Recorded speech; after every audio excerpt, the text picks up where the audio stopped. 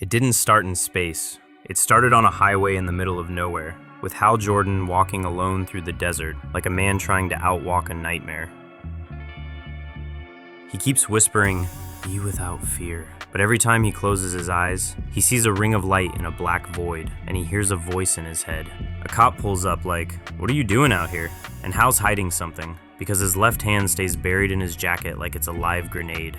The cop pulls a gun. "Show me your hands." Hal squeezes his eyes shut, does it, and when he opens his eyes, the cop is gone. Just a badge and a crater in the road. Hal keeps walking, still whispering, "I'm sorry," like he's apologizing to the universe. Hal stumbles into May and Mo's diner, with no car, no bag, no plan, just guilt heavy enough to bend the heat. The locals stare at him like he's a ghost.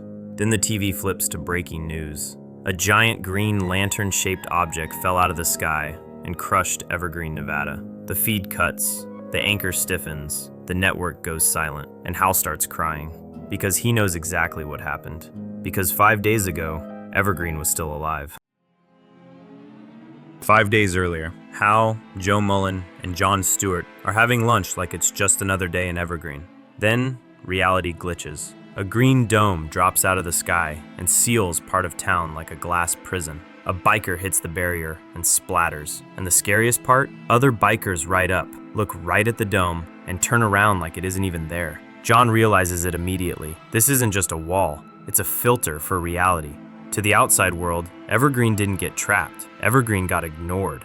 And floating above the dome, a massive green lantern in the sky with something inside it. When Abin Sur came to Earth, he didn't come to protect it, he came to judge it. Sheriff Guy Gardner steps up like authority matters, like the badge means something. But Abin Sur doesn't see a sheriff. He sees something that doesn't exist on the spectrum of light. He only says one thing: be without fear. Guy lowers his gun, and Abin Sur erases him without hesitation.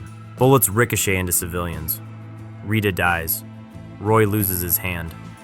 And the whole town finally understands. This isn't a battle, it's a sentence. Hal raises a gun at Abin Sur, and Abin Sur doesn't threaten him, he names him. Hal Jordan, judgment is in progress. Like Hal was always on the list. John then talks Hal out of it, telling him this is not the solution. Hal lowers his weapon, and Abin Sur disappears back into his ship. The next morning, John Stewart doesn't try to fight the dome. He tries to understand it. He watches cars detour, watches people forget, watches reality pretend Evergreen isn't there. Then he finds the loophole. A gold earring passes through. A toy that looks gold passes through. But when he throws real gold at the barrier, it wounds it. So the dome isn't reacting to metal. It's reacting to meaning, to what people believe gold is. Escape isn't a miracle, it's a formula. And John understands the lesson too fast. Abin Sur returns and obliterates John instantly. No warning, no argument. Judgment passed. That's when Hal stops thinking this is a puzzle and starts thinking like a survivor. Hal takes Rita's gun, paints the bullets gold, because if gold wounds the dome, maybe gold wounds Abin Sur. Joe tries to talk to Abin Sur, because Joe always looks for the human inside the monster. Abin Sur claims Evergreen wasn't erased, it was relocated to OA, the Omega Alpha, the second stage, where judgment continues.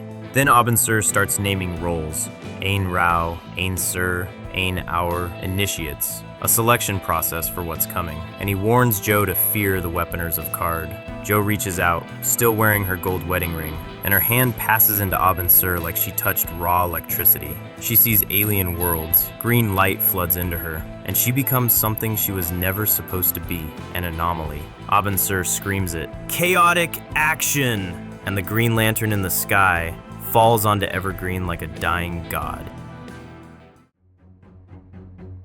The moment the lantern hits the ground, corporate helicopters arrive like vultures. And out steps Hector Hammond, smiling like this is a business deal. He announces the Green Lantern belongs to him, because when gods fall, men always try to take the throne. Under the wreckage, Todd Rice hears a new voice. Not be without fear, but something worse. Be with fear. Because judgment is over, and fear is next. Todd tells Hammond the truth. Hal didn't save Abin Sur. Hal executed him. Gold bullets tore through emerald shields. Black blood flooded the desert. And as Abin Sur melted into black fluid, he grabbed Hal and branded him the Black Hand. No ring, no badge, just a living void inside his body, and it won't let him die. Back at May and Mo's, a customer grabs Hal's arm. His sleeve pulls back, and his hand is solid black, swirling with darkness like a storm that thinks. Someone reaches for a gun. The darkness reacts. A shot goes off, and the black hand turns the diner into a tomb. Hal gets shot too, but the darkness heals him, keeps him alive, keeps him trapped. Then the door swings open. Green light cuts through the black. Jo Mullein steps in, glowing, and stares at Hal like she's looking at a man she lost years ago.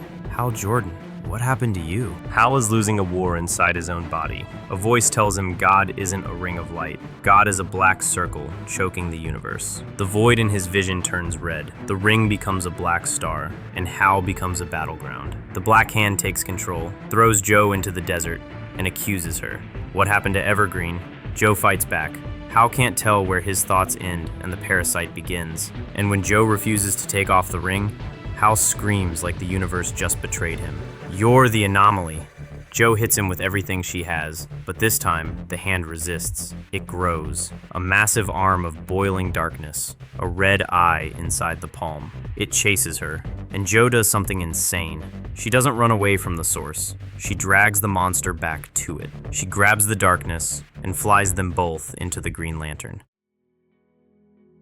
Inside the lantern isn't a ship, it's a void, a courtroom in cosmic space, and floating there, John Stewart, alive, transformed, glowing with a predatory yellow. He reveals the truth. Everyone from Evergreen is alive inside OA, a second stage, a place without fear. Then the spectrum gets defined. Qard, chaotic action without restraint. Rao, restraint from action. Sur, correct action, or total understanding. Abin Sur wasn't a name, it was a role, a judge of worlds. And Evergreen was a world in miniature, chosen first. He was selecting initiates for what's coming. Guy Gardner became Ain Rao. John became Ain Or. Hal was given the black hand because control without understanding is an anomaly. Tomar. Then John shows them what's coming. A world that believes the order is reversed. The Blackstars, the Weaponers, the Abin Qard, and at the center, a living planet, Mogo. Hal recognizes it instantly, because it's been inside his head the whole time. Jo hears the doctrine and rejects it. If she has power without knowledge, then she doesn't have to follow rules written by cosmic judges. She takes Hal's hand, commands the black hand to let him go, and it works. She cures him. They escape the system entirely. John moves the Green Lantern to the moon to watch for Mogo, and Jo carries Hal to the one place she never wanted to be again. Cameron opens the door annoyed and freezes, because Jo is standing there, battered and exhausted, with Hal Jordan unconscious on her shoulder. While Earth argues doctrine, Qard is already being enforced. Mogo and a Blackstar fleet surround a planet. They demand 3 hidden Owens. The planet can't comply, so the Blackstars say it. The sin of one is the sin of all. 3 Abin Surs rise to defend it. The Blackstars unleash a black hand, Kilowog. He kills one instantly, adapts to the next, keeps fighting even after his head is destroyed, because the hand doesn't care about damage. Then Mogo erases the entire planet. 7 billion lives, judged at once. Then red light tears through the fleet. Tomar Rhee, stolen red power, no restraint. He crushes Kilowog beyond healing and sends him back as a warning. And the Blackstar leader receives it and realizes this was a distraction, because he already senses a green anomaly elsewhere. And then the final reveal. The Blackstars believe gold is the lowest level, and their leader already controls it, calling himself the only true Abin Or. So this isn't light versus dark. It's about who gets to define understanding. Jo Mullein didn't become a Lantern because she was a hero. She became one because she was a runner. Her whole life was leaving. She chased her father's approval into a police uniform. She watched Evergreen rot and walked away. She ran to Coast City, tried to live openly, got trapped between love and escape, between Cameron Chase and Renee Montoya, between a gold ring she wasn't ready for and a hole she couldn't fill. Then her father died, and for the first time, Jo stopped running. She stayed. She apologized. She chose something solid over something shiny.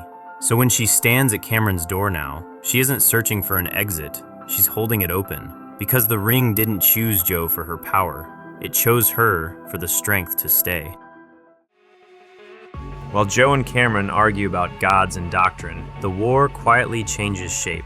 A paranoid scientist named Steve Dayton builds a machine to touch alien minds. And what answers him isn't salvation, it's a warning. Fear the face of steel. Before he can tell anyone, his assistant shoots him, then unmasks Keith Kenyon, an assassin, hired by Hector Hammond. Steal the machine, erase the creator. Then Kenyon reports his next target, Joe Mullein. Back at the apartment, Cameron tests the ring. Anyone can use it, but only Joe can truly wield it. So the ring isn't just power, it's protection. Cameron leaves Joe alone for 1 minute. There's a knock. John Stewart's voice. We don't have much time. Joe looks through the door with the light, sees John outside, opens it, and John is dressed in gold. A bullet punches through her force field, then another through her body. The man unmasks, smiles, locks on a gold helmet. You can call me Goldface, because in the absolute universe, you don't lose because you're wrong. You lose because someone finally pulls the trigger. Joe Mullein is dying. Gold bullets are buried in her flesh, acting like poison, suffocating her power. And while she bleeds out on a stranger's kitchen floor, Hector Hammond is playing God. He seals Todd Rice inside a glass tank and floods it with black fluid siphoned from the Green Lantern. Because Hammond doesn't see a human, he sees a prototype. Back in the kitchen, Goldface offers Joe a deal. Tell him where the lantern is, and he'll let her live. Joe pretends to pass out, then hits him in the crotch. He panics because blood hits his gold suit. That's her opening. Joe crawls into the kitchen, seals the door with the light, fuses the handle, finds pliers, and she does the only thing she can. She digs the bullets out herself, screaming through it until the poison is gone and the light can finally heal her. Goldface breaks in expecting a victim. He finds a survivor. Joe ends him without hesitation. Then Simon Baz and Kari Limbo arrive, guns drawn. Confusion turns into almost another tragedy, until Kari reads the dead man's mind, and the truth surfaces. This wasn't random, this was a hunt, and the name behind it is Hector Hammond. So they have to run, because in Hammond's lab, the experiment is complete. Todd Rice is gone, his humanity burned away, and in his place, something obsidian has risen. So that's the story so far. Evergreen wasn't destroyed, it was judged. Joe stole power she wasn't meant to touch. Hal became a host to a living void. John became understanding incarnate. Hammond turned tragedy into a research project. Mogo is coming, and the absolute universe is making one thing clear. This isn't a superhero story, it's a spectrum war, where belief decides physics, and the price of power is always paid in blood. Because now the green level isn't a badge, it's an anomaly, and someone just proved they know exactly how to kill it. And if Hammond can build obsidian monsters, imagine what Mogo is building.